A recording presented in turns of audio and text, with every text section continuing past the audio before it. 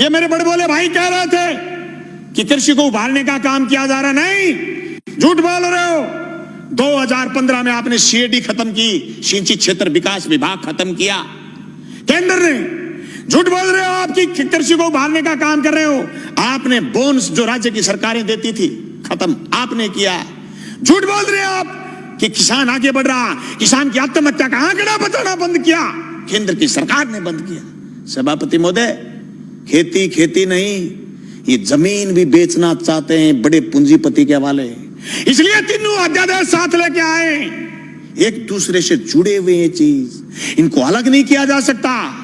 ये क्यों नहीं बता रहे कि एमएसपी पर खरीदेगा, बाहर भी कोई खरीदेगा तो जी प्रधानमंत्री जी कह रहे हैं, तो प्रधानमंत्री जी तो अच्छे दिन आने की भी कह रहे थे, प्रधानमंत्री जी तो काला धन वापिस आने की भी कह रहे थे, प्रधानमंत्री जी तो 15-15 लाख खाते में आने की भी कह रहे थे, प्रधानमंत्री जी तो 2 करोड़ रोजगार की भी कह रहे थे, पर हुआ तो नहीं।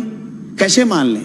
कागज से मानेंगे, कलम से मानेंगे, लिखित में मानेंगे, और आप कह रहे हैं आंदोलन नहीं है। गलत कह रहे हो आप। पीपली का किसान पूरे देश में छाप छोड़ के गया। अरे हरसिमरत कौर इसलिए इस्तीफा देकर चली गई कि आपकी जमीन, उनकी पंजाब में जमीन, राजनीतिक जमीन खिसकनी शुरू हो गई थी। तुम क्या सोचते हो कि राजस्थान में किसान सड़क पर क्यों नहीं आया? आएगा, राजस्थान में भी आएगा। मैं गया था 25 सितंबर को भादरा, मेरे विधानसभा क्षेत्र में 5000 किसान इकट्ठे हुए थे। गंगानगर हनुमानगढ़ में लोग इकट्ठे हुए थे। अरे राजस्थान में 800 850 मंडियां लगी थी पिछली रबी की फसल तुलाई में, और 30,000 टोकन कटे हुए रह गए। केंद्र की सरकार ने बंद कर दिया था। राजफेड खरीद लेगी तो नेफेड नट जाएगी, इनकार कर देगी।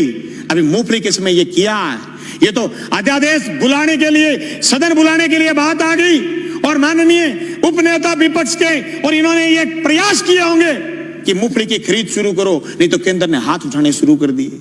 सभापति महोदय, इन कानूनों से न सिर्फ बड़े पूंजीपति बल्कि नए सरमाएदार पैदा हो रहे हैं। वो सरमाएदार जो अभी तक सिर्फ ऊर्जा में थे, सिर्फ पावर में थे, सिर्फ दूसरे संसाधनों में थे, वो एयरपोर्ट खरीद रहे थे, वो रेल खरीद रहे थे, वो जमीन पर कब्जा करने के लिए ये कानून केंद्र की सरकार से बनवाने में कामयाब हुए हैं। सभापति महोदय, देश में सिर्फ दाढ़ी बढ़ाने से कोई रविंद्रनाथ टैगोर नहीं हो जाता, सिर्फ इनकलाब बोल देने से भगत सिंह नहीं हो जाता, सिर्फ सत्य की और अहिंसा की बात करने से गांधी नहीं हो जाता। गांधी और टैगोर और भगत सिंह बनने के लिए जो त्याग और बलिदान की जरूरत है, उसकी कमी है आज। उस कमी को हमें स्वीकार करना पड़ेगा। देश के किसान को आगे ले जाने के लिए जो सिर्फ कानून, 3 संशोधन कानून लेके आए, न सिर्फ हम ये कहना चाहते हैं कि कानून ठीक लेके आए हो, लेकिन इस कानून में भी एक चीज हम और चाहते हैं। आप भी ये लाइन लिखते कि एमएसपी से नीचा मंडी में भी खरीद नहीं करी जाएगी,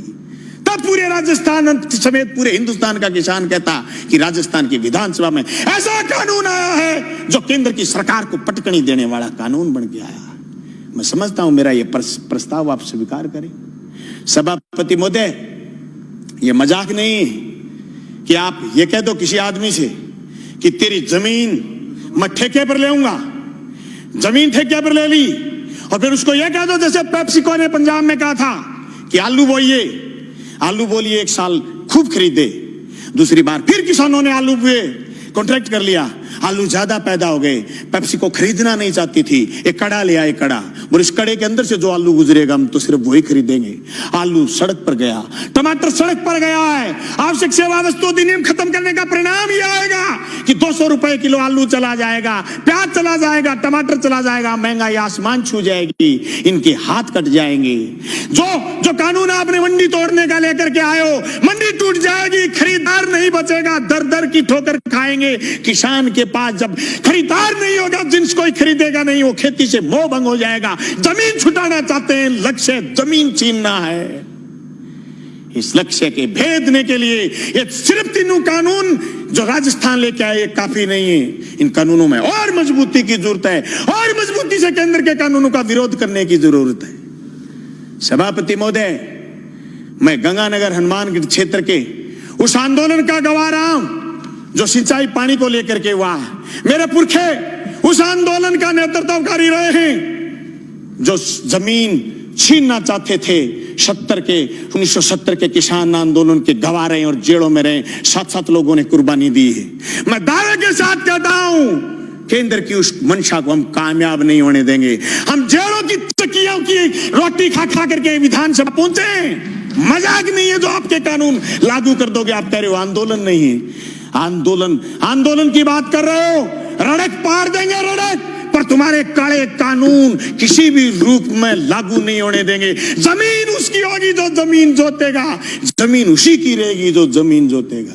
जमीन अदानी और अंबानी की नहीं होगी, मंडी उसी की होगी जो मंडी में काम कर रहा है। मंडी से बाहर दूसरी मंडी का जो सपना आप दिखा रहे हो, ये सब्ज बाग हम आपका कामयाब नहीं होने देंगे।